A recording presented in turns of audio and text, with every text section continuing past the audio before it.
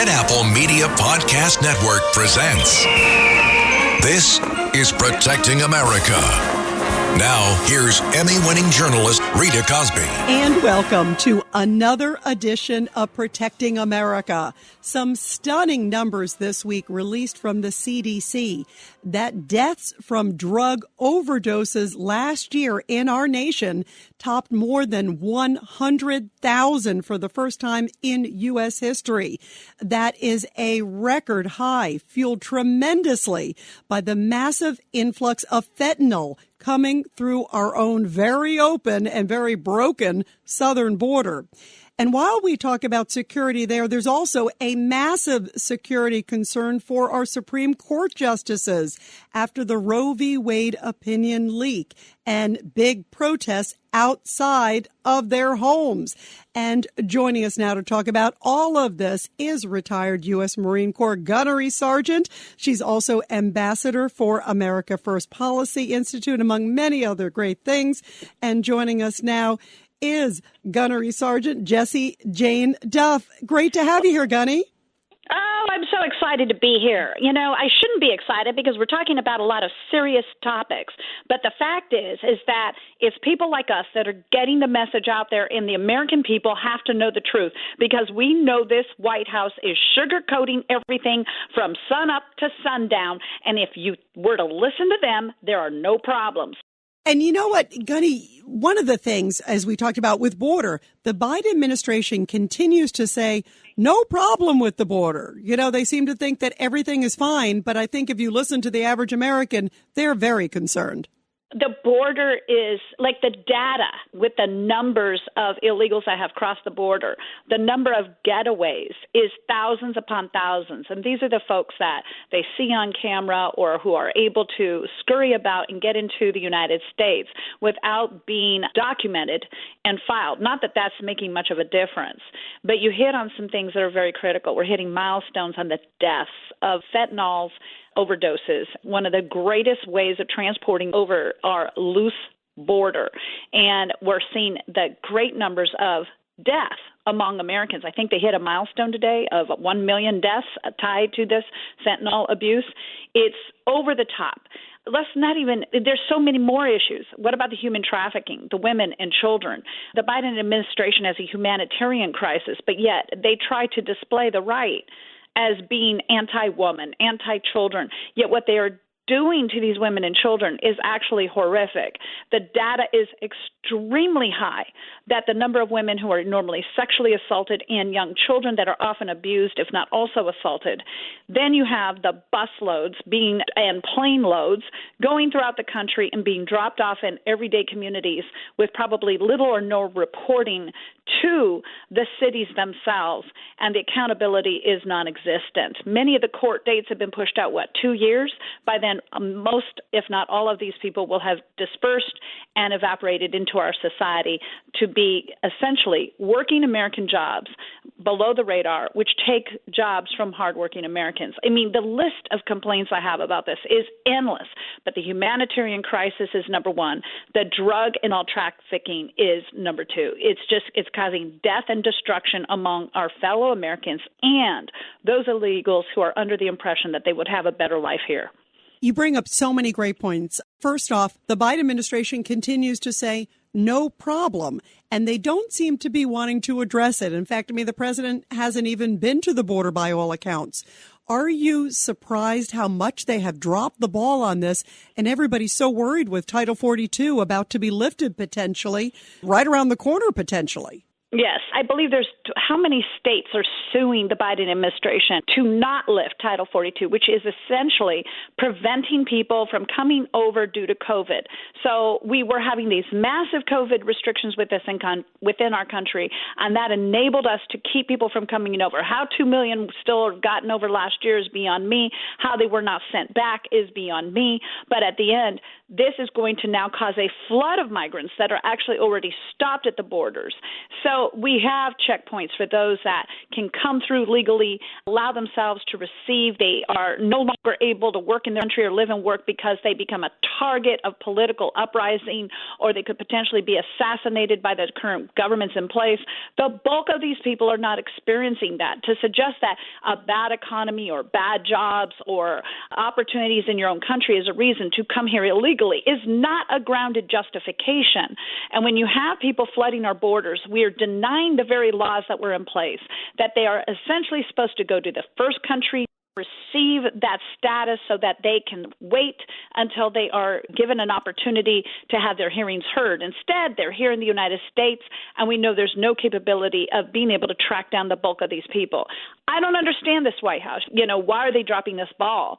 I've never been on board with crazy conspiracy theories and just assuming that people want to destroy this nation or that they want to undermine and get more Democrat voters, so to speak. I felt that those were very highly flawed arguments, only because when you're talking about voters and jobs, they are both parties. And when Americans start losing their jobs because somebody else can get paid, that's going to hurt your reelection. No party can sustain themselves by flooding the country with illegals.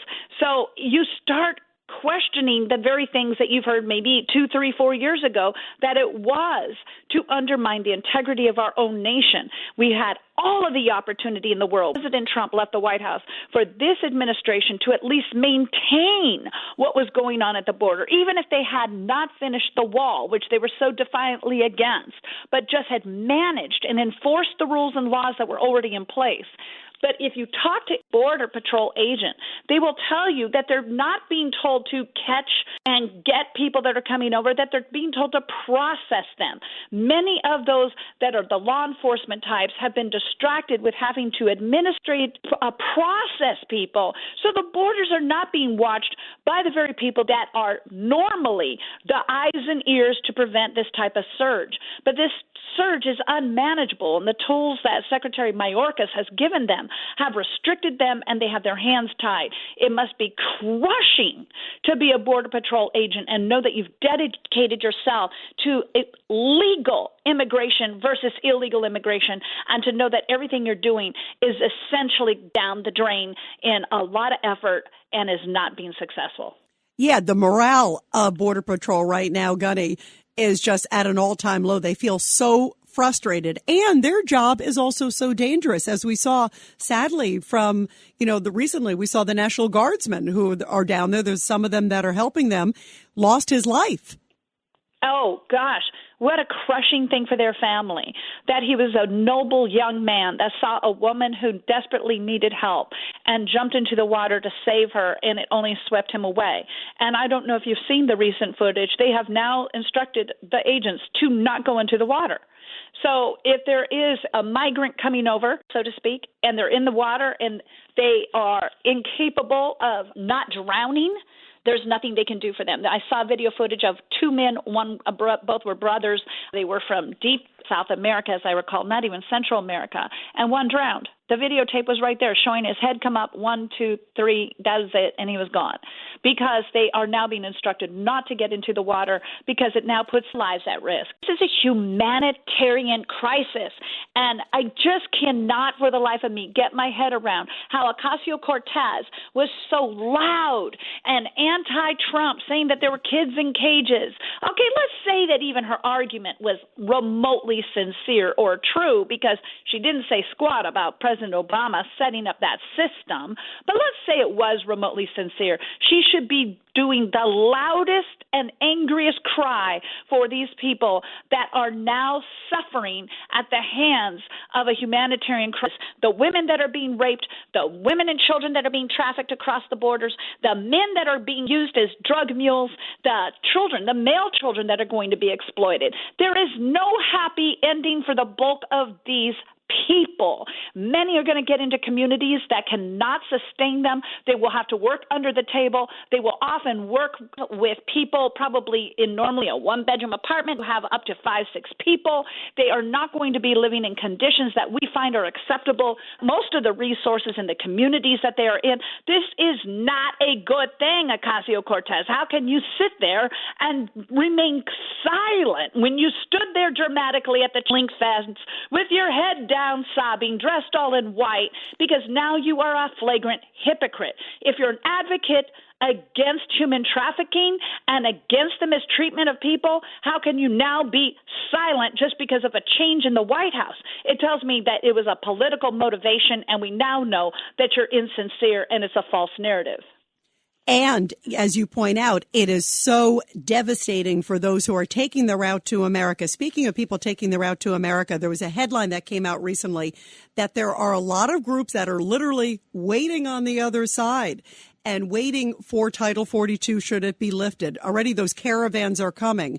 Haitians are waiting there. We're also seeing reports that tens of thousands of Colombians are also on their way there. And we hadn't seen that in a while, but now it's like 15,000 times Colombians were stopped at the U.S.-Mexico border crossing, and then there's others on the other side waiting for this Title 42 to be lifted. What's your reaction to the fact that they are just basically getting a neon sign, come on in? I'm stunned. And the elections in 2022 can't happen fast enough because, God willing, we will have conservatives that will put a stop to the funding of a lot of these programs that the Biden administration has enabled this to happen. They can put in place enforcement through law that can contradict a lot of these policies that the White House has done willy-nilly. I don't have an answer because this is all fixable, but there is no passion or desire from this White House to fix it.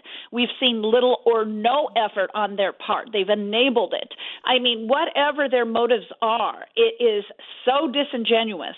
And so I would just say that the border states have to get more aggressive. His attorney general has to get more aggressive along those states that are being impacted by illegal immigration. They have to have their attorney general sue the Biden administration for the costs that have been imposed upon their states with the influx of people that are draining their resources from those jobs that Americans normally would fulfill. We know even under the Trump administration, there was a poultry plant, as I recall. It was in a southern state. Can't recall if it was Arkansas or Alabama. And they did a raid in there and basically pulled out several hundred illegals that were working in there. And the next day, or within a reasonable period, the line around the block for Americans that wanted to work there was endless. But the thing was, is they could pay these illegals below market value. They could pay them below what would be a reasonable wage. If it was a $20 an hour job, they were able to get away paying $10, and it's cheap labor to them. That's why we've seen little or no progress with illegal immigration, regardless of Republicans and Democrats' narratives. We've seen administration after administration speak out against it, but then we've turned around and we see these loosey-goose laws that allowed it to fester and continue. Many of these politicians have that poultry plant in their backyard, and I point the finger at fellow conservatives who've allowed it and enabled it, because if they truly wanted to stop it, they would have. So as much as the Biden administration has exploited this situation beyond words, and we're all stunned, and it's so flagrant, it has been, 15, 20 years of my lifetime that we're aware of, it has been a great battle cry on Election Day, but little or nothing has happened until Trump got in office and started actually enforcing the laws.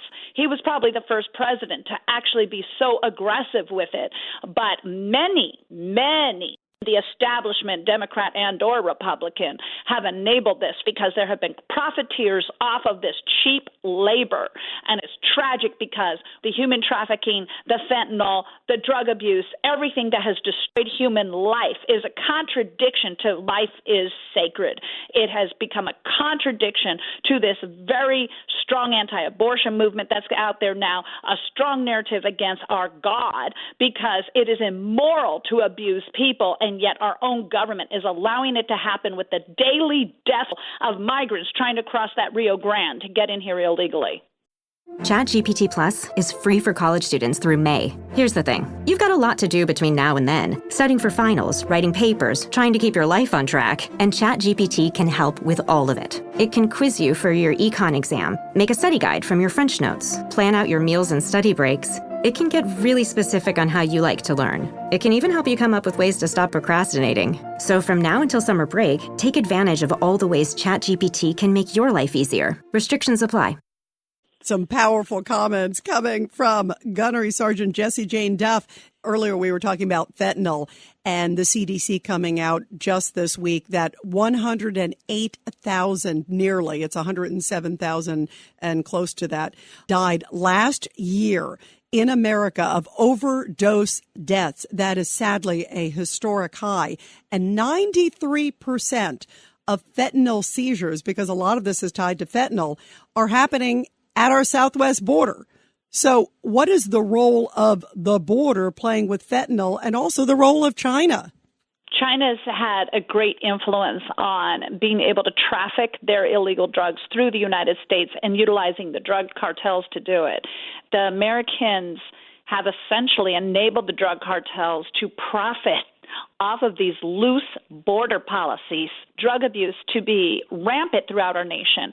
I cannot stress enough, when you have 100,000 plus Americans dead from overdoses, that's not even discussing the number of homeless people that you and I see every single day that are on the sides of roads because of the drug abuse that has impacted their lives. Many of these people are essentially walking zombies. 100,000 dead does not count how many are homeless and now have resorted to lifting out of stores to survive and shoplifting, and or if you look at the streets in Los Angeles, they look like a third world country in some sections that just overloaded with homeless. That seems to get ignored. You have in San Francisco, in the Tenderloin, an area where open drug use has now been made legal because of some liberal ideology that we want to help these people. We want to ensure that they're not dying alone, that we're there to stop them from overdoses.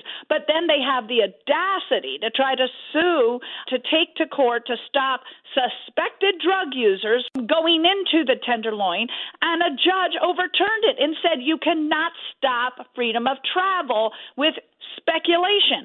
Boils down to this, San Francisco, you enabled this. You're surprised that drug pushers are trying to get into the area where you have open drug use? You made it ripe for this. These good intentions that they seem to think are good have created nothing but debauchery, hardship, homelessness, public defecation and urination, public drug use. There is not one positive thing that has resulted of this. So the 100,000, may they rest in peace, but behind them, I guarantee, are over 1 million that have become addicted, that are just waiting a death sentence because our society has allowed this to fester right under our noses. Every day I see homeless camps throughout where I'm at. I'm staying in California helping my parents every single day. And somebody said, well, that's just California. No, in Washington, D.C., it's right near the Capitol. This is a problem that's impacting almost every community because of the liberal left trying to enable and allow homelessness to exist within your communities, that they put that money into investing into rehabilitation programs, stopping illegal drug use, making it illegal, like many countries that we have out there that do not have this problem. It is illegal to publicly use. Pretty simple.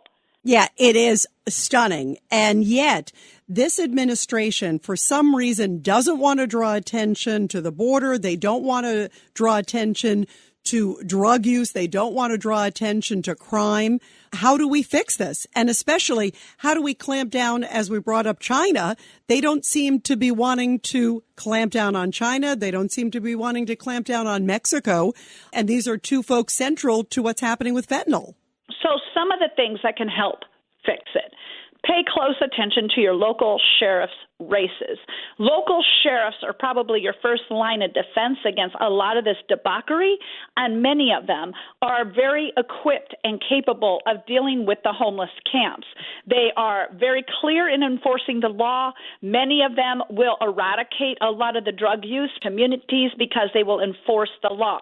Pay close attention to that. In Ventura County, there was one candidate that I remember standing out to me because he actually had a very strong plan to deal with the homeless crisis. There isn't a one size fits all. But to ignore the trash and all of the other human waste to build up, it's a human crisis, health crisis when this happens.